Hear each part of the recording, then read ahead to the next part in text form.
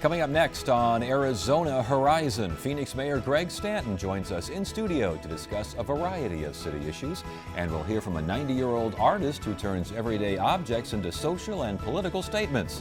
Those stories next on Arizona Horizon.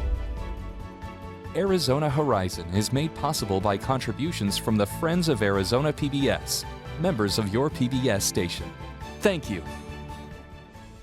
Good evening and welcome to Arizona Horizon. I'm Ted Simons. Phoenix Mayor Greg Stanton joins us each month to discuss the latest issues facing the state's largest city, issues that apparently include the quality and safety of elevators at City Hall. Here now is Phoenix Mayor Greg Stanton.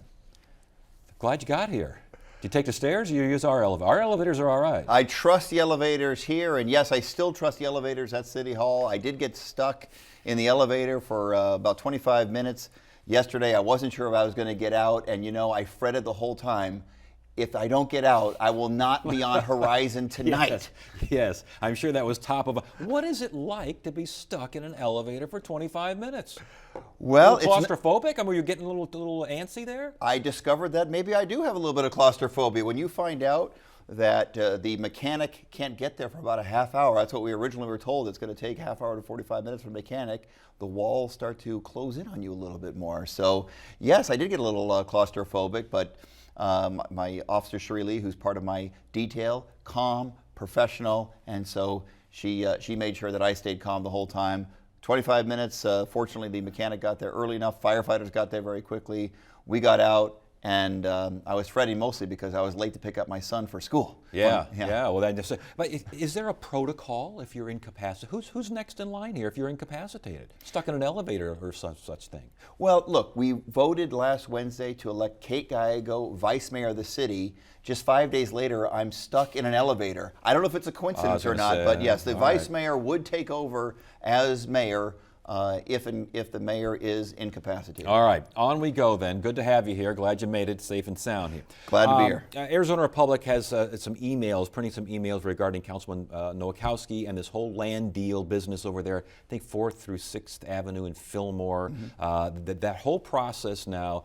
Take us through this and your concerns, because there was an investigation and out of an external review that said, no problem here. There was a problem there. Well, look, the land you're talking about is a great parcel in downtown Phoenix. There were a lot of developers that wanted to build some very exciting projects, including mixed use. It's unfortunate what occurred. The city manager ultimately recommended that we scrap the original project because it's incredibly important that the public have full confidence that the decisions being made at City Hall are being made on the merits and not because of any inappropriate relationships or context. So as a practical matter, what's happening right now is that there is a second process being followed, and we're receiving applications from various developers. It's still a very great site, a hot site in the heart of downtown, and I think that Councilman Nowakowski will not be participating in this RFP, has not had any meetings that would raise any issues, and so therefore the RFP can continue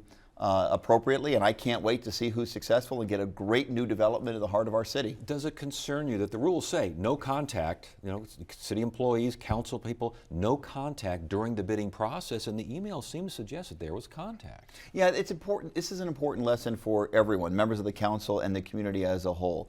If, as elected official, regardless of situation, if you have a conflict of interest, you've got to publicly declare that and then not participate in any regard, either meetings inside City Hall or meetings outside City Hall. You can't be involved in the case in any, you gotta avoid it as much as you can. And so I think what happened here, as the Arizona Republic pointed out, is that there had been communication between a consultant on behalf of the developer and staff people on behalf of Councilman Nowakowski, and that was inappropriate, and that should not occur, because if the elected official has a conflict, yourself and your staff need to stay as far away from it as possible. I don't believe that's going to impact the second RFP, the request for proposal that's out on the street now, and I do believe we're going to get a great project. I've been lucky to be mayor when so much exciting activity, new development is happening in the heart of our downtown. People are discovering downtown Phoenix, how wonderful it is, new businesses, new residents, university students, the biomedical campus. It's an exciting time to be mayor, and we're going to move forward in a very positive way with regard to Fifth Avenue and Fillmore. Will that impact external reviews in the future, considering this saw nothing and there was something? I think well, first off, anytime something happens at the city, we should always try to learn lessons from it. The city of Phoenix is a darn good city. I talk to my mayor friends around the country, and man, we have a very, very well-run city. We're not perfect, but we're very well-run.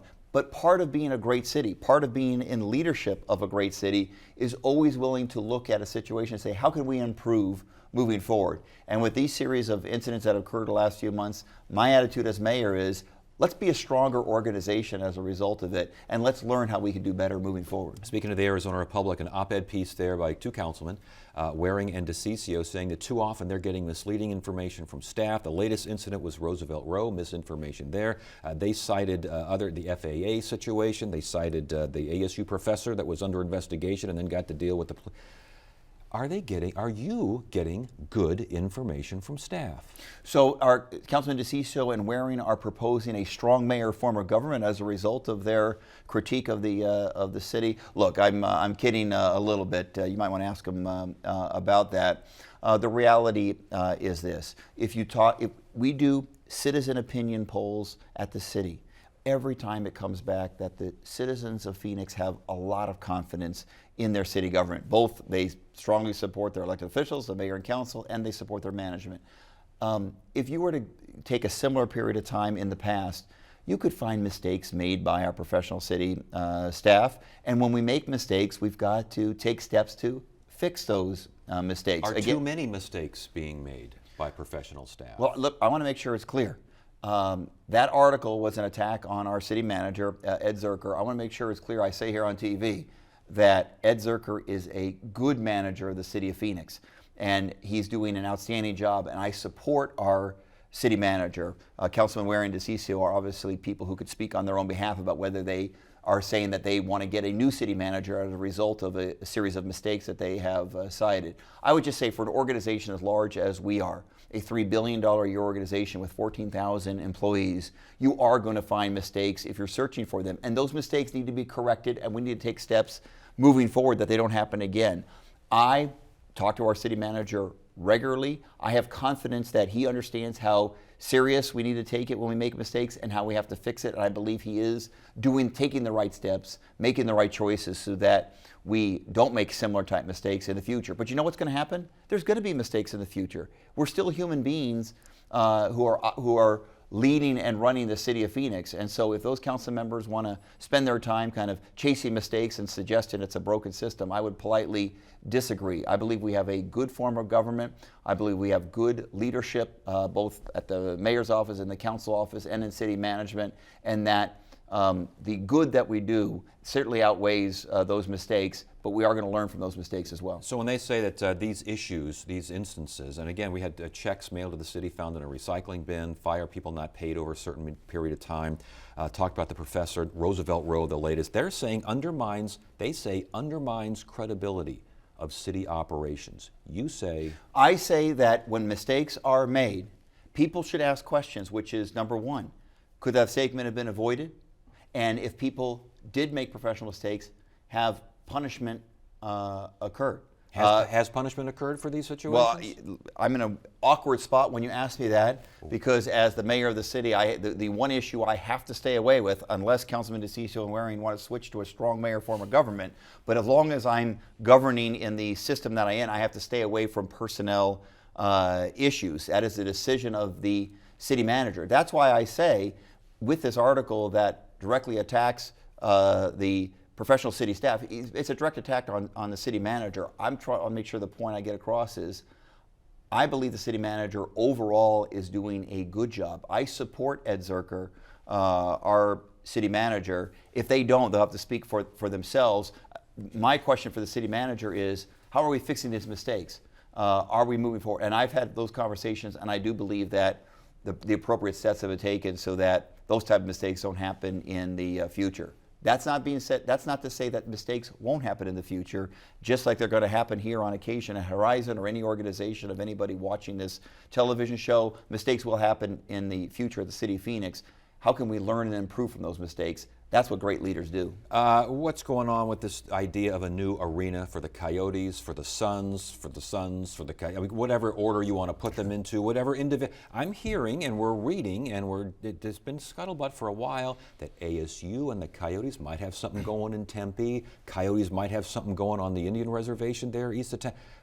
What's happening? Well, I view the Coyotes as a regional asset, and obviously we're aware of the difficulties that they're having with their current landlord in the city of Glendale. They've made it clear that they've only got a year and a half now left on that agreement with the city of Glendale. I don't want the Coyotes leaving our city and our region to go to Canada or Las Vegas or some other community.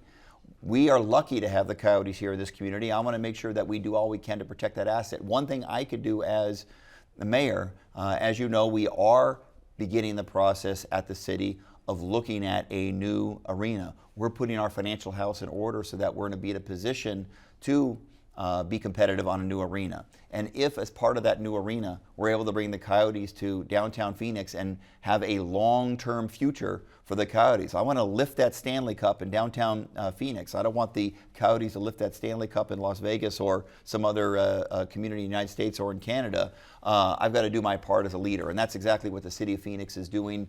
Certainly my office and myself are involved in that. Are you moving a little faster with the idea that Tempe may have something going here? They might have something happening? No, look, I don't want to. Tempe will have to speak for themselves. Arizona State University will have to speak for themselves. I believe that the best option for everyone is that if we're going to build a new arena, that we have as many major tenants in that building as possible. Phoenix Suns are our primary partner, and it's important that the Phoenix Suns have a long and stable future in downtown Phoenix, and it'd be great if we can get the Coyotes to be a second player in that arena so we can get both major sports franchises in downtown Phoenix and stabilize both the futures of both of those major organizations. It's important for our community. And by the way, it's important that downtown Phoenix have the most competitive building possible so that major concerts and events don't go to one of our suburban communities but come to the heart of this community in downtown Phoenix. Locations in downtown Phoenix, what are you looking at?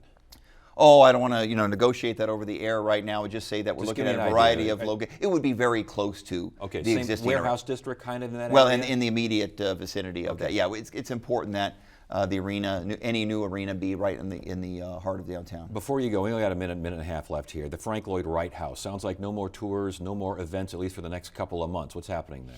Well, look, the David and Gladys Wright House, the ownership of that house, which is an incredible asset that we have in our community, an architectural gem of national and international repute. I know that because I received the letters and emails from around the globe asking that the city of Phoenix don't allow it to be torn down when it was under threat just a couple years ago of being torn down. They are in active discussions with some educational institutions, Arizona State University being among them, as to whether or not there might be an arrangement, including the possibility of transfer of ownership to an educational institution. So we have continued the case. We've delayed our decision to allow them to have those negotiations. That's what the community wanted. That's what Arizona State University wanted. And I thought it was the right thing. It's important that the David and Gladys Wright House have a very bright and stable future here as well, so that architecture fans can come from across the globe and see this wonderful asset in the heart of our city in Arcadia. Nice cooling down period as well, you think? Yeah, of course.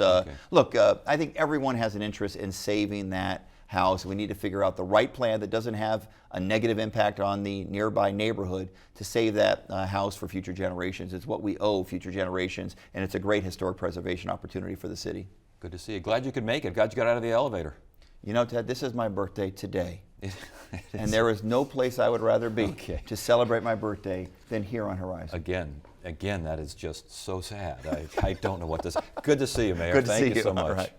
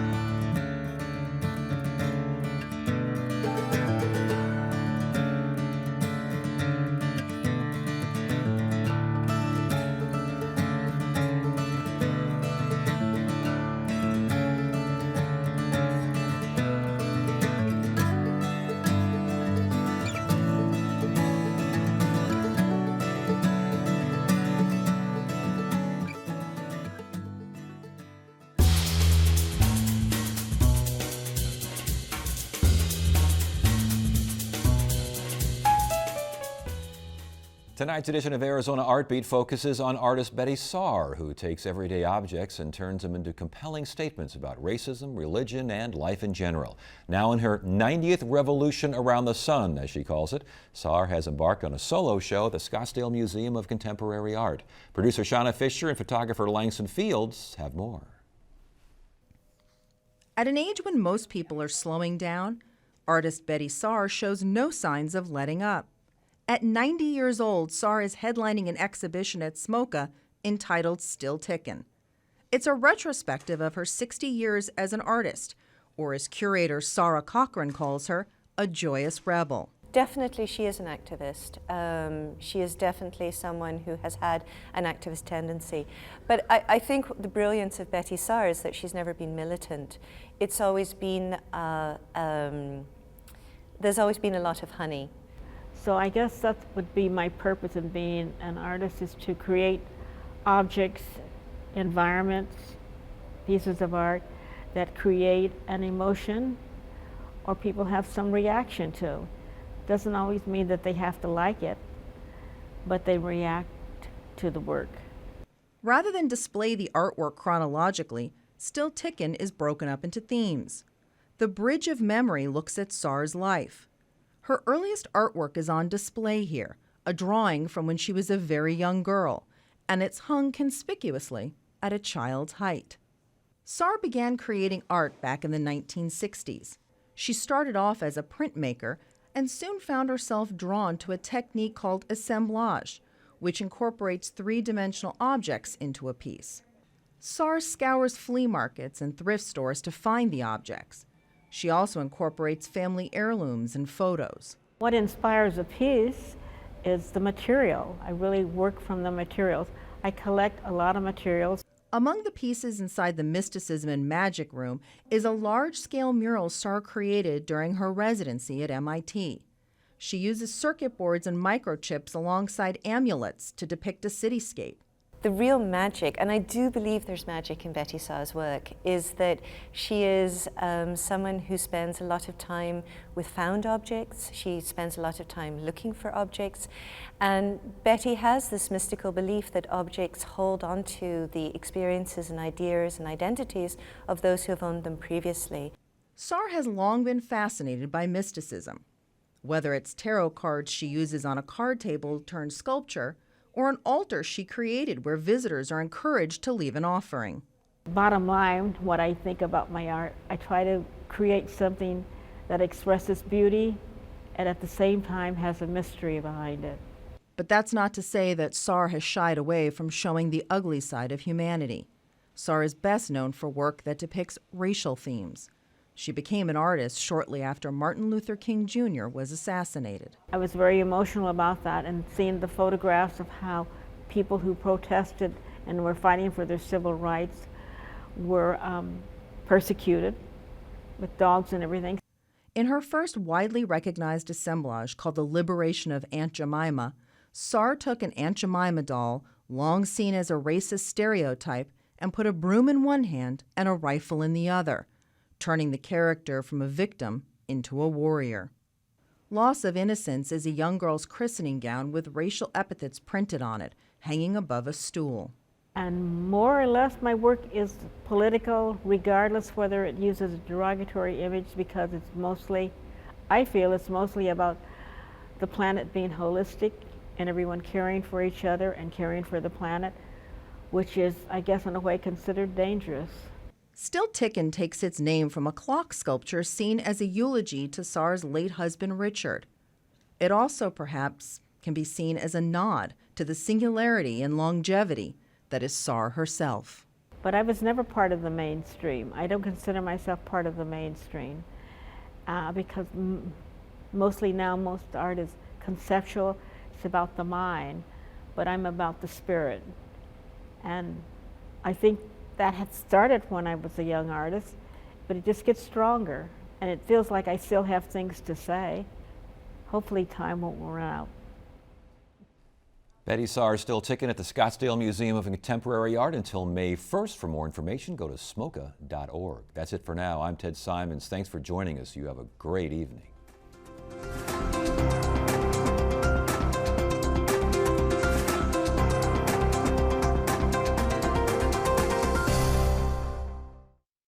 Arizona Horizon is made possible by contributions from the Friends of Arizona PBS, members of your PBS station. Thank you. Funding for Curate, the Arizona Arts and Culture Fund, is made possible by Signal Society members Eleanor Light and Judith Hards, and by you can become a curator of the arts on Arizona PBS. For more information, call 602-496-8888.